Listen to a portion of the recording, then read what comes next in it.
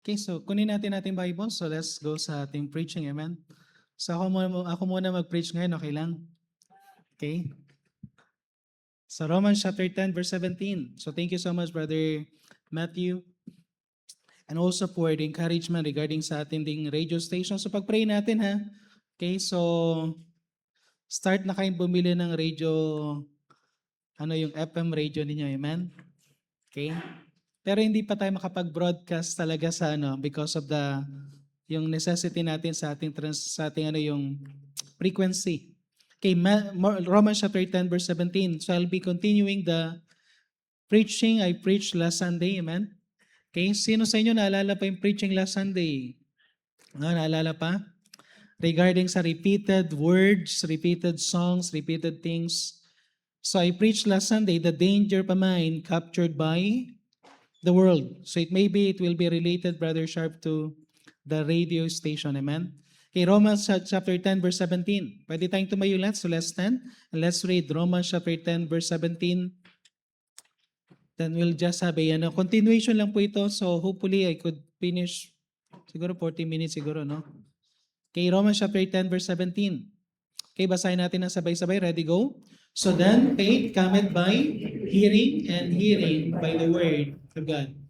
So last time I preached about the danger of a mind captured by the world because there is a danger of repeated exposure to worldly words and sounds. Okay? So yung worldly words, yung repeated exposure natin, if we are listening to the worldly music, we are having if you are gaming, those words are teaching us. Those words are trying to capture our mind. Those tawag dito yung mga things na ano natin is yun yung pinaka-problem natin na nakaka-capture, and sometimes we are not care if we are not careful later on we will remove God in our own mind. Okay?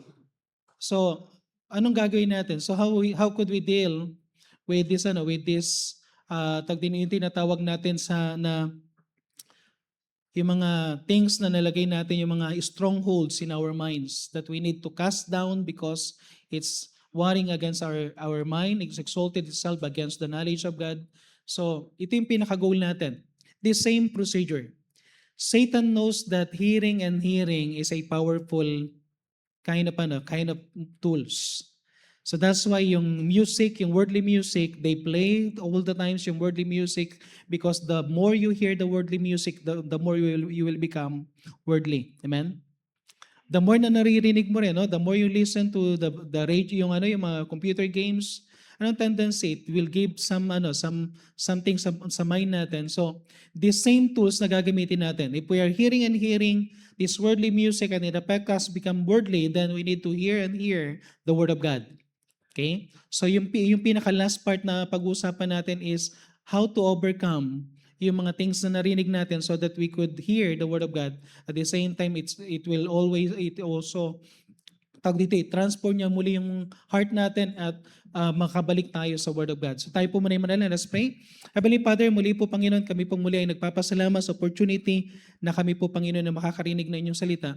At dalayan ko po na tulungan niyo po kami as we review the last message at the same time to continue this message.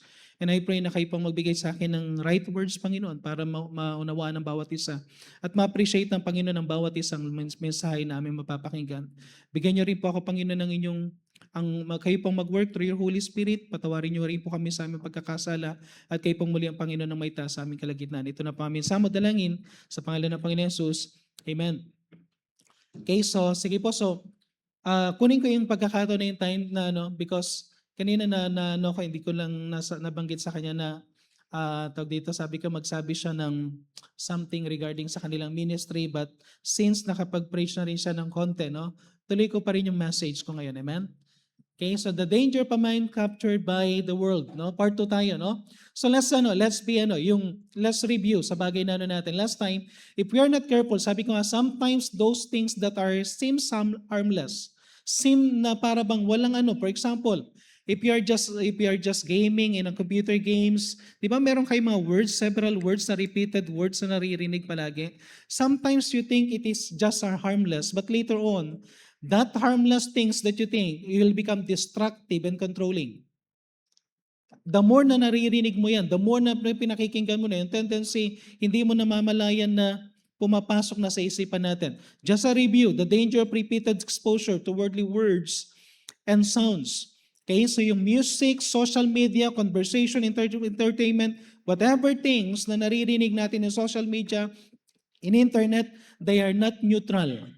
Okay? Hindi sila neutral. Okay? Hindi neutral yan. They teach us something. Meron at merong tinuturo yan. And itong bagay na to makikita natin, kung palagi natin naririnig, we will become worldly pag palagi natin ito maririnig. Okay? That's why may diniscuss ako. Ilang bagay yun? 4 things na unknowingly nangyayari sa atin. No? First is bypassing the analytical mind. Bypassing the analytical mind. Once we are listening to the repeated words, o kaya yung mga natin, especially worldly music, okay? Yung music, ano yung pinano natin last time? Music carries yung alpha brain wave state. Okay? Meron siyang inano na yung alpha brain wave state, ng gusto niya, isang pinaka-goal for this music is for us to relax, for us to experience relaxation sa ating mind. But ang danger natin dito, we love the music, we enjoy the music, but the music is becoming the vehicle or yung transporting vehicle para yung message will be in our mind. Tawag dito, para bang, because we enjoy the music, we are relaxed to the music, we accept the lyrics unknowingly.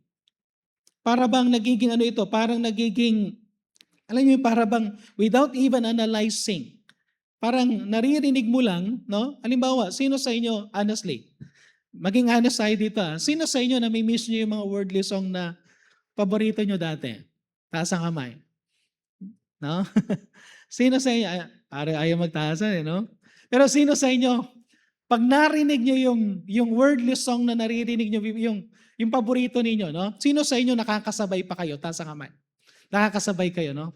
Halimbawa, no, pag narinig niyo yung ba yung mga dati, mga album dati? Okay? Ang album dati, kahit na mga yan, tawag dito, yung mga love song dati. Sino yung mga paborito nyo mga artist dati? Okay? Singer ba? Rex Cortez ba yung tawag? Rex Cortez ba yung isa sa ano? Joke. Joke lang. Sino yan? Hindi ko na maalala no?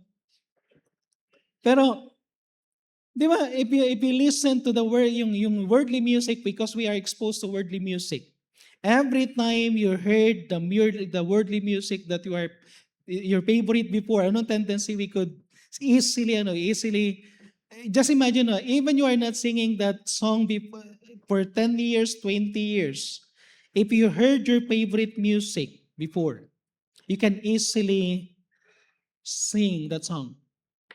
Okay? Yung mga halimbawa, Air Supply, no? Sino sa inyo narinig na no? Yung mga natin, ng mga wordly song, mga songs na naririnig natin before.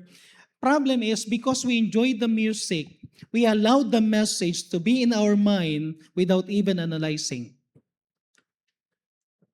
And sometimes even the lyrics is bad. Even the lyrics is, we know that it is not true, it is not good. For example, sino sa inyo nakarinig yung awitin na sana dalawa ang puso ko? Okay? So just imagine if you are married already, tapos you're singing that song, sana dalawang puso ko. Ano ibig mo sabihin? Merong number 2. Pero nung tendency, dahil naririnig natin, gustong-gusto natin, na ang ganda ng song, sumikat natin yung si Aida, si Lorna o si Pe. Diba? Tapos kuminsan naririnig mo lang yan. Later on, anong tendency? We are accepting the message of the songs because it is relaxing. Okay? So sometimes makikita natin, Satan is very, si Satan tawag dito yung tricky talaga si Satan na he will use a good sound music But he will use it so that yung pinaka-teaching niya, yung mga bad teaching, yung mga worldly teaching will be channeled to our mind unknowingly. Nababypass yung analytical mind natin. Another thing, the earworm effect. Ito yung ano lang to, review lang ito. It's just a review. The earworm effect. Yung sa earworm effect, it is programming subconsciously. Nagkakaroon ng subconscious programming in our mind. Because of the repeated beat, repeated things, it restore repeated words. Di ba naririnig niyo yung mga songs? Repeated naman yung mga words. Nire-repeat lang naman yung mga praise. So anong ginagawa niya? It will put in our, yung ating sa short memory term natin sa loop. Then later on, because it is a repeated thing, anong tendency? It will create internal thought patterns. Dahil naririnig mo yan, alam mo, for example, yung shooting, halimbawa, naglalaro ka ng games. Ano yung games mo? Shooting. Nasasabihin doon sa shoot, kill, shoot. So anong tendency? Yung word na shoot, yung word na kill is in your mind. At ano magti-trigger sa'yo? Pag galit ka, you need to shoot. You want to shoot. You want to kill somebody. Kasi paulit-ulit na yun. Na hindi natin namamalayan na po program, it will become eventually nagiging part ng speech. Okay? Before you are not cursing, you are not yung bad-mouthing, pero later on, nagba-bad-mouth ka na. Why? Because you are listening. Okay? Sometimes, wala naman nagturo sa'yo magmura, pero nagmumura ka na. Bakit? Naririnig mo. Paano ka natuto? Kasi doon sa Korean movie. Pastor, ano bang kasalanan ng Korean movie? Hindi natin naintindihan yung Korean, hindi natin naintindihan yung Chinese. Di meron translation, tama? Okay, ano yung tawag doon? Subtitle. And while you are tawag dito yung viewing the movie, anong tendency? You're reading the translation. And subconsciously you are cursing because you are reading the subtitle. Tama? So ano na nahalata natin? Binabanggit mo na yung SHIT.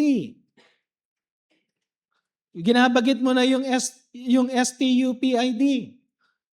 Ginagamit mo na pati ang Diyos kasama GODDAMN. Hindi ko na lang sinasabi kasi baka biglang ma-record na si Pastor nagmura, hindi. Kaya ninano ko na lang eh. Tapos pag tinagalog naman, TANGA,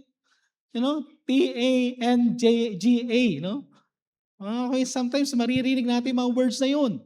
Why? Natatranslate. Okay? Tapos anong tendency, naging part na ng nagkakaroon ng earworm effect yan, na since it is, yung na-store na yan sa isipan mo, anong tendency, naging part na ng mind mo.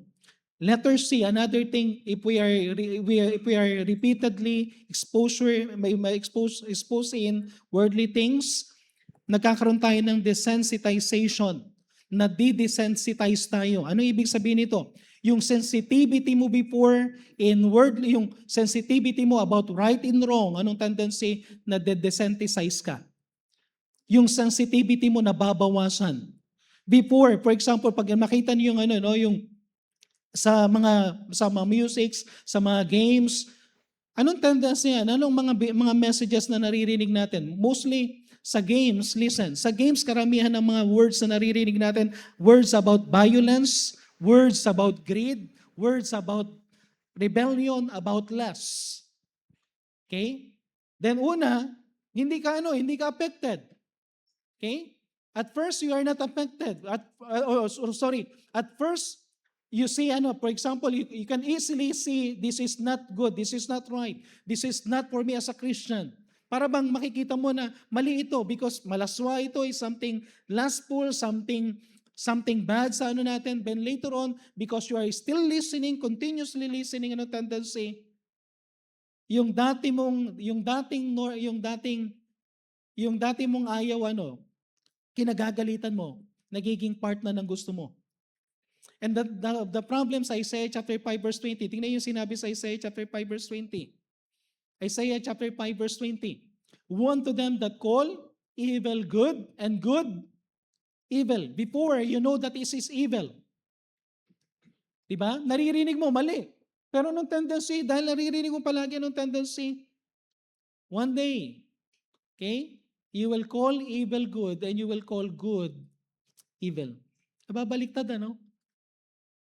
Okay? And sabihin ko lang sa inyo, no, sa ating mga members sa church, huwag niyong isipin, maging maingat tayo dito, no? Huwag nating isipin na napakabait ng mga anak natin.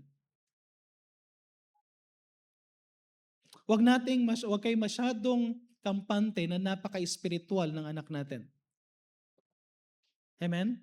Alam niyo kung bakit ko nasabi yon? Kasi huwag niyo ring isipin na napaka-espiritual natin. Honestly, sino sa inyo kapag kahawak ang cellphone? Pag hawak niyo ang cellphone tapos napunta kayo sa Facebook, gaano katagal kayo sa Facebook? Sa totoo lang. Sino sa inyo kapag nagsimulang mag-scroll ng Reels, anong tendency? Reels after Reels na nakuha nyo? Tapos merong mga short movies. Tama? Uy, parang maging honest tayo. Kasi, okay? Diba? May mga Reels, tapos anong tendency? Dahil nabitin ka, nakita mo ang ganda, tapos nabitin ka, anong tendency? Hanap mo uli yun. Maya-maya, nag-i-install ka na ng pinapa-install niya ng movie ano. Or hanap ka, scroll ka na scroll. Scroll ka lang scroll. Anong tendency niyan? Later on, hindi mo na namamalayan, you're spending several minutes, several hours, and you are not doing something because of scrolling. Amen? Scroll lang tayo na scroll. Then later on, hindi natin alam na anong tendency niya. Before, nakikita mo, you're very sensitive, ayaw mong makita yung mga malalaswa. Ngayon, nagiging normal. Amen? Amen? Okay? Yung mga naglalaro ng game, huwag niyong sabihin sa akin na you still have the purity of mind if you're looking on yung mga movie, mga tinatawag na, yung mga unclean movie at the same time, yung mga character in the computer na almost naked. Sasabihin natin, it's just a game. No, it's not just a game. It's pornographic game. Amen? Amen? Hindi ordinaryong game yan. Hindi katulad ng Super Mario before. Hindi katulad ng Game & Watch before. Amen? So akala natin ordinary game, pero hindi natin alam pornographic na yan. Later on, yung anak natin they will not be contented in pornographic game. They will go to the pornographic site. Because it's just becoming normal. Anong tendency? Anong tendency? Pagdating sa church, okay nang ilabas ng konti yung dibdib. Why? Nakita dun sa movie. Okay nang itaas ng konti yung skirt. Why? Nakita sa movie. Nakukuha niyo yung point? Tapos nakita natin Korean, ginaya natin Korean, anong tendency? Ayusin natin yung sarili natin. Kunwaring Korean, amen? Amen? But we are living in lies because we are Filipino, not Korean, not Chinese, not American. We are Filipino. Amen? Tapos anong tendency? Yung dati, ang skirt ng babae dito, hanggang dito dati ngayon dito na, susunod dito na, mamaya nandito na, mamaya, wala na, two-piece na lang. Amen? Yung normal, yung mga hindi natin ina-accept before, nagiging normal. Okay, listen. Sometimes may naririnig kayo mga pastor, they're cursing in the pulpit. Paano sila nagka-curse sa pulpit? Because they are listening to the cursing. Okay? If we are not using cursing in the pulpit, we will not curse in the pulpit, but if you are listening sa mga movies, listening sa mga things na to, it become normal. Then later on, while preaching, you can curse because you are listening. Nakukuha po natin? Sabihin ko sa natin, sa ating mga members, may mga times, may mga conversation tayo that we are using bad words because naririnig natin. Amen? Okay? So, mag-ingat tayo kung minsan magugulat na lang tayo. Things that bothered us before, someday will bother us no more because we are desensitized. We lack sensitivity sa mga sin. Tapos, instead na maging sensitive tayo for the Word of God, nagiging napapalitan na natin, we call evil good and good evil. Amen?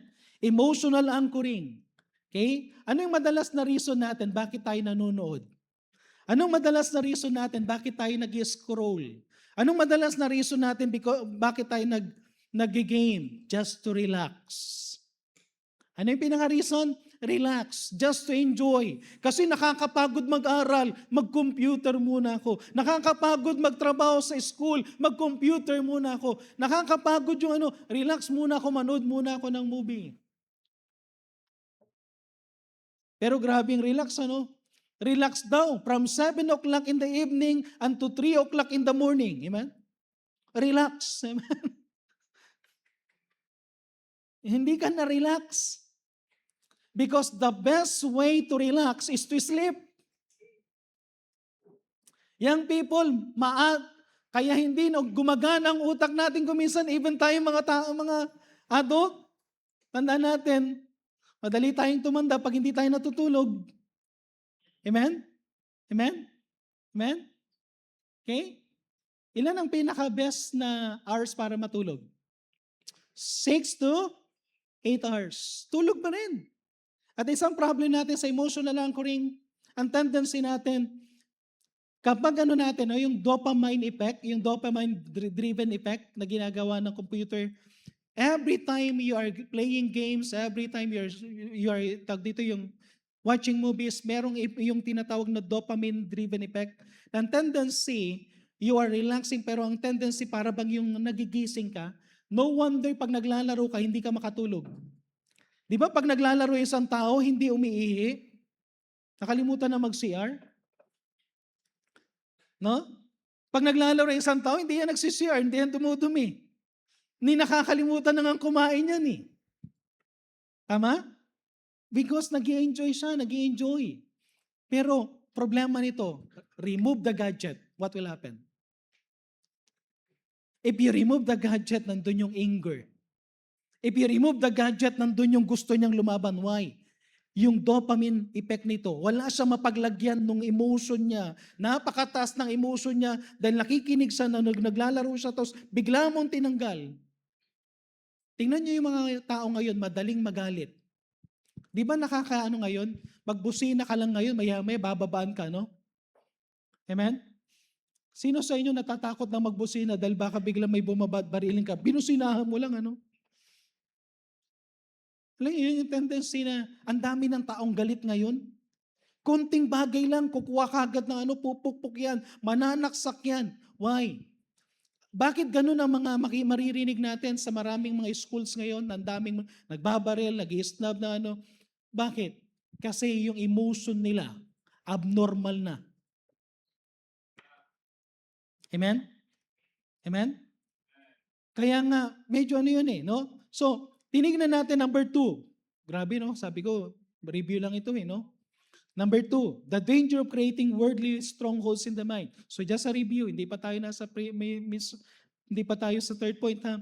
Balikan ko lang, strongholds. Okay? Stronghold is a firmly established pattern of thinking, belief, reasoning that opposes God's truth, gains influence over the person's mind and shapes attitude, decisions, behavior through prolonged and continuous exposure to the values, ideas, and influence of the world.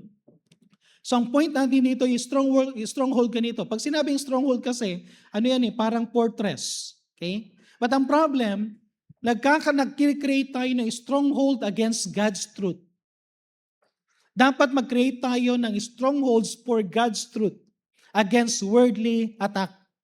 Pero nang tendency because of music, yung worldly music, worldly entertainment, anong nangyayari? We establish strongholds against God's truth.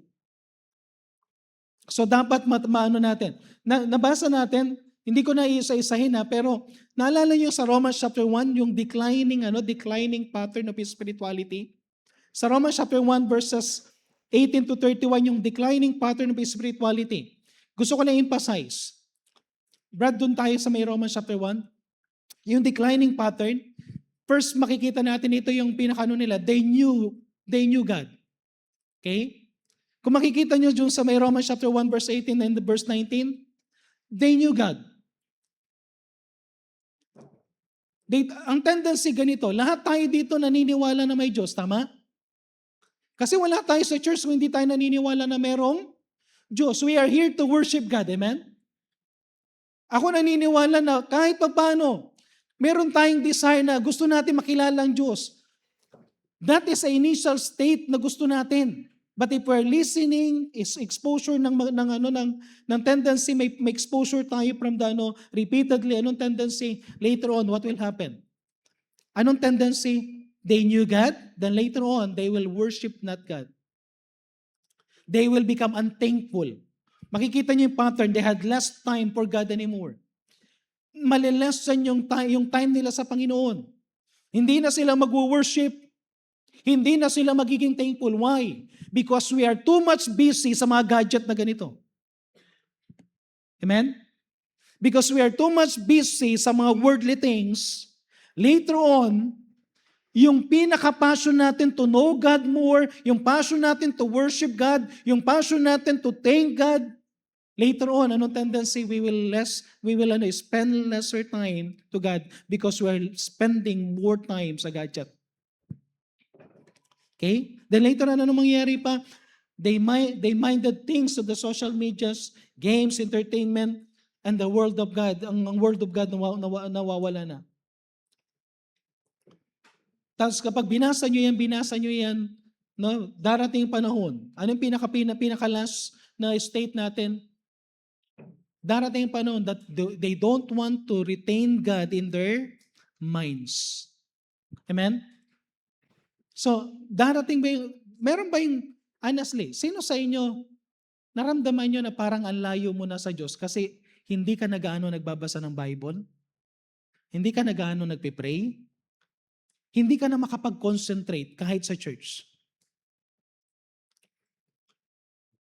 Sino sa inyo naranasan nyo yung, even sa school, hindi ka na makapag-concentrate kasi kulang ka sa tulog?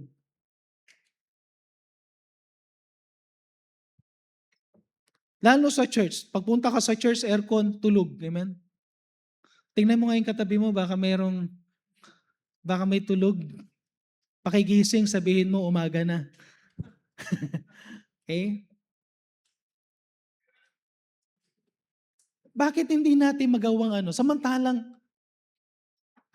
tanong ko lang, honest question. Ilang movie ang kaya niyong panoorin sa isang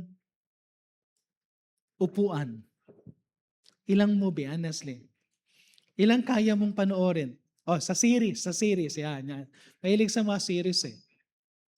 Pag pumasok ka na sa Netflix, how many episode ang kaya mong panoorin within a night? Honestly. Talungan niyo lang ako dito. Gusto ko lang nag-survey. How many episode ang kaya mong panoorin? Isa? Honestly, ilan? Ilan na nakakapanood? Ilang episodes? Okay? Pero naniniwala, hindi ka makokontento sa one episode. Right? Amen? Hindi makokontento sa one episode. Pag pinanood mo isang episode, gusto mong panoorin uli yung second episode, lalong-lalo na kapag continuous yun. Lalong-lalo na kapag nabitin ka. Naalala niyo yung mga palabas na Jumong dati? Jewel in the Palace? Ay grabe yung mga panood na yon. Talagang aabangan mo tapos nang lumabas yung CD, pinanood ng buong gabi, tinapos. Tama? Kasi parang pero tingnan nyo to. Once na nangyari sa iyo yung kinabukasan, makakapagluto ka ng maayos? Kinabukasan, makakapasok ka ng maayos? Kinabukasan, okay pakiramdam mo? Madalas may sakit ka. Madalas nilalagnat ka. Why? Kulang sa tulog. Pero kaya nating mag-spend throughout the night sa worldly things, but we cannot spend throughout the night in praying. We can read yung mga tawag dito, anong klaseng book yun dati? Pocket book? Just imagine one pocket book within the day, tapos. Pero yung Bible reading, 5 years na, hindi pa tapos. Amen? Parang iisipin natin, Pastor, reality. Gusto ko lang maging open tayo sa bagay na to. Kasi ang tendency, pabagsak tayo ng pabagsak. If we are not careful, later on, wala na tayo sa church. If we are not careful later on, you will not, sabi nga, you will have a reprobate mind and you don't want to retain God anymore in your mind. Kaya 4 na bagay. Grabe, no? Okay pa kayo? Tuloy ko lang mabilis. O 3 bagay na lang. Number 3, overcoming strongholds through the voice of God. Overcoming strongholds through the voice of God. Paano ba natin ma-overcome ang strongholds through the voice of God? Romans chapter 10 verse 17 sabi diyan, so then faith cometh by hearing and hearing by the word of God. So the devil's tactics, anong pinaka-tactic ni Satan? Repetition. Palaging repetition. Paulit-ulit lang yan. Ang rap music, paulit-ulit lang yan. Sino sa inyo nakarinig ng rap music, paulit-ulit lang? Lahat ng chorus, paulit-ulit lang. Lahat ng song, mamememorize mong chorus. Bakit? Paulit-ulit. Repetition. Tapos masarap pakinggan. Appealing to self-gratification. Ganun ang tendency. But the same tactics ang gagamitin natin. Romans 10:17, for by faith cometh by hearing and hearing and hearing and hearing and hearing by the word of God. So how to overcome the strongholds through the voice of God? Number 1, recognize the battle within. Recognize the battle within. Okay, Ephesians chapter 6 verse 12. For we wrestle not against the flesh and blood, but against principalities, against powers, against the rulers of darkness of this world, against spiritual wickedness in high places. First thing na kailangan mong gawin, gusto ko lang maging short dito. Aminin mo na may struggle ka. Amen? Amen? Aminin natin yung struggle natin. Ano yung sabi ko sa inyo last time? Nag-i-uninstall ako ng Facebook. Okay? At least kung ganito lang, pwede mo namang gusto mo, yung bang gawin mo lang ganito, no? Tinanggal ko yung Facebook sa cellphone. Tapos hayaan ko na lang yan sa computer. Why? If I need the Facebook, if I really need the Facebook sa computer, I could easily get to sa computer. Pero at least, hindi ko palaging dala. Because if you're always carrying your cellphone with Facebook, anong tendency? Merong tendency na tumingin ka palagi sa Facebook. Ininstall ko yan kasi yung reality personally sa buhay ko, anong tendency? Ako mismo, kahit na pastor, alam ko na kahit na hindi ako ganun ka-addict, pero kahit pa paano makikita ko pa rin may battle within. How much more kapag wala ka na talagang time for God? So you need to admit that there is battle within. Hanggang at hindi mo nakikita yung negative effect, hindi mo tatanggalin. Pero tingnan nyo na lang, no? Sa inyo mga nag-aaral, sino sa inyo maganda ang grade? Kahit mahaba yung time mo sa Facebook. Pero sino sa inyo, alam mo na apektuhan yung pag-aaral mo dahil sa Facebook, na apektuhan yung pag-aaral mo dahil sa spending ng time sa Messenger, spending ng time sa Instagram, spending ng time, ang dami. Netflix, ang dami mong kapag hawak mo yung cellphone mo, anong tendency? Wala ka ng time na mag-aaral. Pagdating mo sa school, wala kang assignment. Amen? Pagdating mo sa school, nakalimutan mo examination. Gusto mo yan, aminin mo muna na mayroong battle within.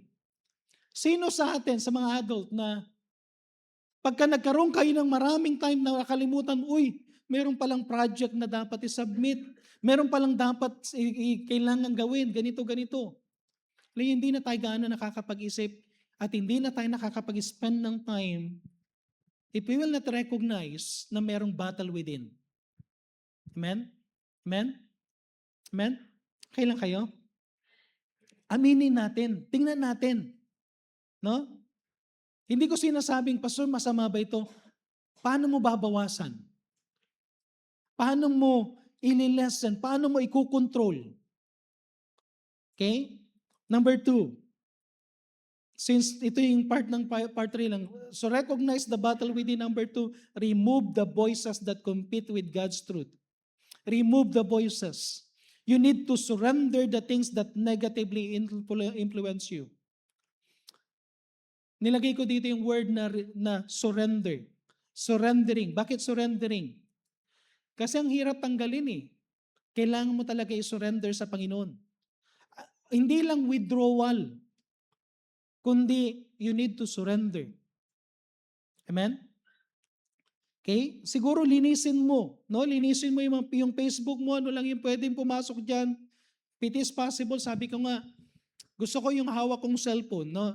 Nag-iisip pa ako ng gagawin ko ng mga ano rito na ano yung mga meron lang sa cellphone na to, ano yung wala. Para makapag-concentrate ako sa ano lang. Lalong-lalo ngayon, ang dami kong iniisip. Okay? Imagine nyo, hindi nyo lang alam kung gaano-ano yung utak ko ngayon. Nagpa-pastor ako. At the same time, yung mga different ministry sa academy. Tapos meron tayong radio ministry ngayon. Tapos, meron pa ako mga things na, alam yung sunod-sunod na parang nag-aaral pa ako ng masteral din. Ano yung isang bagay? Sabi ko, Lord, kaya ko ba lahat ito? Sa totoo lang, marami tayong kayang gawin kung tatanggalin natin yung nakaka-disturb sa atin. Amen? Amen?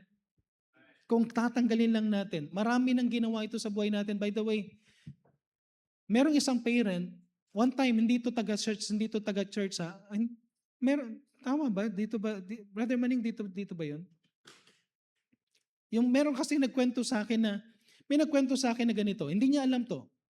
Merong isang laro anong laro yung Brother Manning? Roblox. Merong isang laro yung Roblox. Para lang maging aware kayo. Merong isang laro na yung Roblox. Yung parents, hindi niya alam yung anak niya. Ilang taon yung anak? 4 years old. 4 years old o 5 years old, naglalaro ng Roblox. Doon sa Roblox, merong isang challenge. Alam niyo kung ano yung challenge? Maghubad siya sa katumalon. Tumatalon habang nakahubad. So yung bata, naghubad, tumatalon-talon, para lang gawin niya yung challenge. Nagulat yung nanay, anong ginagawa mo? Ang sabi niya, part ng challenge ng game.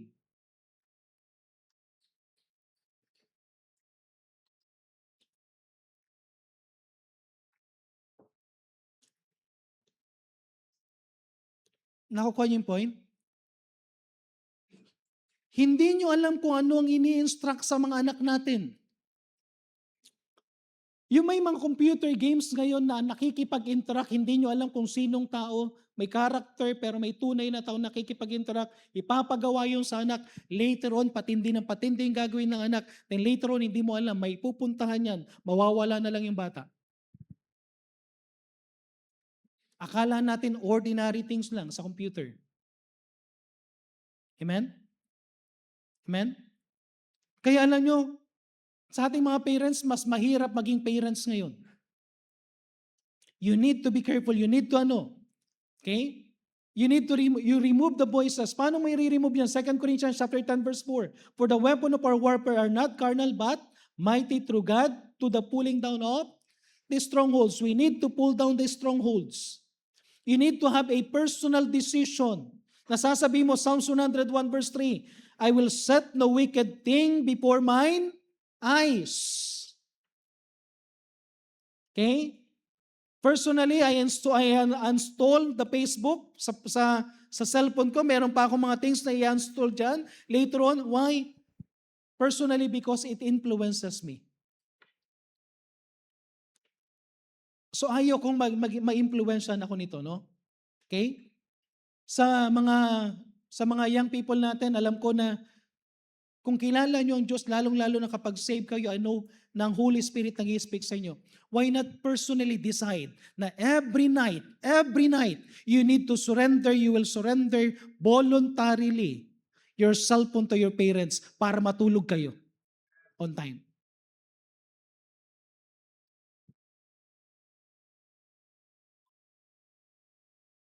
Pastor, mahirap yun ah. Alam ko kasi may mga iba sa inyo gising pa hanggang hating gabi. Pero mas maganda, sabihin mo, I will surrender.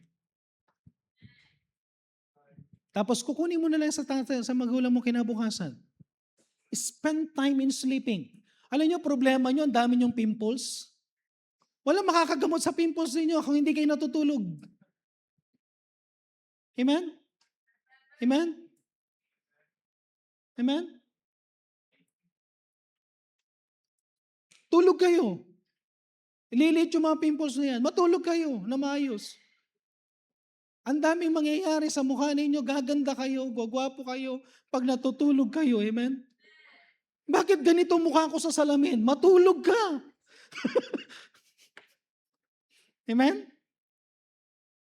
Amen? Siguro gumawa tayo ng way. Hindi ko alam kung anong gagawin mo. Personally, Lord, anong personal decision na gagawin ko so that I will pull down the strongholds? Paano ang gagawin mo? Ilayo mo yung remote? Lagyan mo ng deadline yung sarili mo? Lagyan mo ng timer yung sarili mo? Okay? Sabihin mo, sige, 30 minutes lang to, pero meron ka talagang alarm clock ha, yung alarm clock mo, pagka tumunog yung alarm clock at hindi mo pinatay, merong martilyo dito sa house. Para sabihin, tumigil ka na. No? May time lang.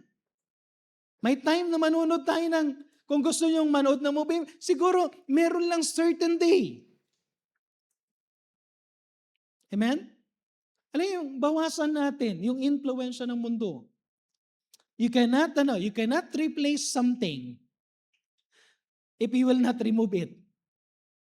Kasi yung point number 3, replace. So ano yung una? Recognize. I-admit mo muna na merong battle within. Second, remove the voices that compete with God's truth. Kung ano yung pwede mo hindi ko alam kung anong pinag-i-speak sa iyo ng Panginoon. Hindi ko alam kung ano yung mga bagay na kailangan tanggalin ng Panginoon sa buhay mo. But kung nakita mo na hindi ka na nakikipag-usap sa Diyos, if you have not, yung may less time ka na sa makikipag-usap sa Diyos, try to remove something. Then lastly, replace worldly voices with the voice of God. Siguro gagawin ko na lang another preaching ito. Amen? Amen? Part 3. Pero, you need to replace worldly voices with the voice of God. Mark chapter 1 verse 35. Hindi ko natatapusin yung pinaka-point ko dito sa but Mark 1:35. In the morning, rising up a great while before the day, he went out and departed into a solitary place and there prayed. Okay? Paano tayo magkakaroon church, balik natin to. So, recognize the battle within, remove the voices that compete with the God's truth, replace worldly voice with the voice of God. Anong gagawin mo? Take time to talk to God in solitude. Take time to talk to God in solitude. Ano ibig sabihin ng solitude? Ano sabi niya sa Mark 1:37? In the morning, rising up great while before day, he went out and departed into a solitary place. Gusto mo maging seryoso sa Panginoon? Sino sa inyo gusto niyong seryosohin ng Panginoon ngayong year na to? Taas ang kamay. Okay? I pray na yung desire mo. Sana bawat isa sa atin mula yung young age natin hanggang sa pumunta ka sa isang place, you need to talk to God in solitude. Ano ibig sabihin ng solitude? Go to a solitary place. Yung lugar na walang makakadistorbo sa'yo, walang taong makikipag-usap sa'yo. Okay? Pag sinabi natin in solitude, tanggalin din ng cellphone kapag nagdi-devotion. Amen? Amen? Okay lang ba kayo? Ang hirap talaga mag-preach kapag may kinalaman sa cellphone, ano? Okay, ito huwag kayong, mahirap mag-devotion habang nakatingin sa cellphone. Amen? Sige, subukan nyo. Ano ibawa? Sino sa inyo kapag nagdi-devotion kayo tapos may cellphone, anong tendency? Okay? While reading the Bible, anong tendency? May biglang notification, message notification, maya-maya, you will see the message notification, tapos going back to the Bible, anong verse na nga ba ako? Tapos hindi mo pa nahanap yung verse, may message notification ulit, maya-maya, mag-heart nga lang ako. Tapos balik uli ako dito. Maya-maya nung tendency, yung 15 minutes, yung 30 minutes na time mo sana magbasa ng Bible, hindi mo natapos yung isang chapter kasi ang dami mong message sa cellphone. Kung magdi-devotion tayo, tanggalin tong cellphone. Spend time. Sabihin ko sa inyo, marami kayong matututunan sa Bible na hindi natututunan ng maraming tao. Another thing, there's always power in prayer. Sino sa atin nakarinig yung sinabi ni Pastor Doug Sison? Yung small prayer natin, little time of prayer, God is doing something. How much more if we are doing much in prayer? Amen? Alam nyo ba na kapag nag-pray kayo bago pumasok, pag nag-pray tayo bago pumasok, di ba ang ganda ng daan? Hindi naman lahat magiging maganda, pero at least kahit paano, safe tayo. Nag-pray kayo bago pumasok, di ba ang ganda pati yung teacher mo, pati yung tinuturo ng teacher mo, nakukuha mo, tapos naiintindihan, merong iba yung gabay ng Panginoon once you prayed for the whole day. Yung bang ipagpipray mo anong mangyayari sa whole day, Lord, hindi ko alam kung anong mangyayari sa whole day, pero I pray na ingatan mo ko. I pray na lahat ng assignment ko magawa ko. I pray na maintindihan ko yung lesson. I pray na doon sa work ko, matapos ko lahat ng work ko. Everything na pinagpipray, ibang-iba pag nagpipray. Si Brother Joben, hindi yan aandar yung sasakyan hanggat hindi kami nagpipray. Ibang-iba yung may nagkaroon ka ng time for prayer. Sabihin ko sa inyo, the more you pray, the more things na gagawin ng Panginoon. At magulat kayo, baka dadamay pa ang cum laude sa ating church. Dadami pang graduate natin na magkakaroon kagad ng license, makakapasaway kung uunahin natin ang Panginoon. Maraming blessing sa company natin kung uunahin natin ang Panginoon. Maraming things na gagawin ng Panginoon. Just spend time with God in prayer. Spend time with God in reading His Word. Aminin natin to. Kung marami ng bagay na nakaano sa buhay natin, halimbawa kung yung TV is masyadong yan sa'yo, then lagyan mo ng na hanggang kailan lang ako pwedeng manood. Alam ko mahirap ito. Pero church, kung sino ang madalas pinapakinggan mo, yun ang nag-iimpluwensya sa'yo. Ulitin ko, kung sino o kung ano ang pinapakinggan mo madalas, yun ang nag-iimpluwensya sa'yo, yun ang magiging itsura mo later on. So worldly exposure for repeatedly, continuously, later on, maging worldly tayo. Expose yourself to the voice of God. Expose yourself to worship God. Expose yourself sa prayer. Sabihin ko sa inyo, someday we will be Christ-like. At maraming blessing kapag Christ-like tayo. Amen? Amen? Okay, so tuloy ko na lang yung point number 3. But I pray na ngayong umagang ito, first thing na gawin natin, una, aminin natin. Let's admit kung mayroong mga struggle. Second, humakbang tayo. Kung meron talagang kailangan i-install, kung meron talagang kailangan tanggalin, kung meron talagang kailangan i-surrender, then do something. Then gumawa ka ng pagpapasya, Lord, I want to go back reading your word, talking to you through prayers, spending time with you. At gusto ko makita ang Panginoon yung working mo muli sa buhay ko. Christian, ang pinakamasarap na bahagi ng buhay natin as a Christian is we are talking to God. Yung may communications ka sa Diyos at ang Diyos ang kumikilo sa buhay mo. Ibalik natin yan. Amen? Pwede tayong tumayo lahat, magkaroon tayo ng short invitation. Habang tumutugtog ang ating pianist, hindi ko alam kung saan tayo kinausap ng Panginoon. But I know na may special message ng Panginoon sa iyo.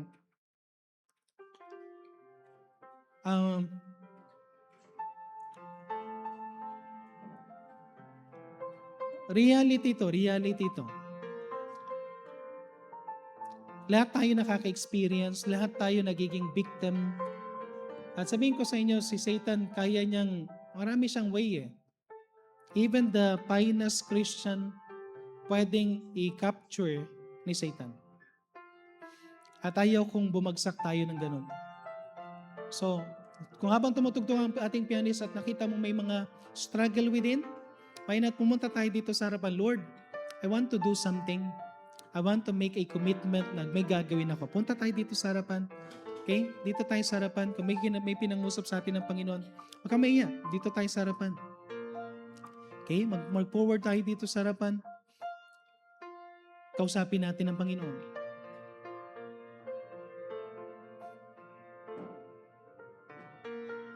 Okay? Member ka man o non-member, pwede kang pumunta dito sa harapan. Just kneel down. Talk to God. Yung may gagawin ng Panginoon na kausapin ng Panginoon tayo. Siguro I will deal sa bagay na to na dagdagan pa natin ang part 3 kasi di ko na ibigay lahat yung but church, ang pinakagulang natin dito is mabawasan ang impluensya ng mundo sa atin. Then later on, nadagdagan yung impluensya ng Panginoon sa buhay natin. Tapos mas maging godly tayo. Mas maging godly tayo. Okay, so tayo po ay manalangin. Let's pray. Heavenly Father, maraming salamat pong muli sa binigay niyo po, Panginoon, na message. I pray, Panginoon, na kayo pong Panginoon ang patuloy na mag-work sa buhay ng bawat isa sa amin. Tulungan niyo po kami, Panginoon, na kayo po ang tunay na may taas. At dinadalain ko rin po, Panginoon, na kung may mga decision making na ginawa, Panginoon, I pray na ito po ay maging blessing po, Panginoon, sa buhay namin. Gumawa kami ng mga pagpapasya, Panginoon, na merong specific thing na gagawin kami, Panginoon. Maaring sa simula, maliit lang ito, Panginoon, pero unti-unti, Panginoon, matatanggal namin, Panginoon, ang influensya ng mundo sa buhay namin. And I pray na tulungan niyo po kami through your grace, through your strength, through your wisdom, na magawa namin, Panginoon, ito at hindi kami manghinayang sa mga bagay na gagawin namin, i-surrender namin sa inyo, Panginoon. Because mas lalo po kaming matuto pa. Mas lalo po kaming kayo pa kumilos sa aming mga buhay. Ito na po, Panginoon namin, sa dalangin sa pangalan ng Panginoon Jesus. Amen.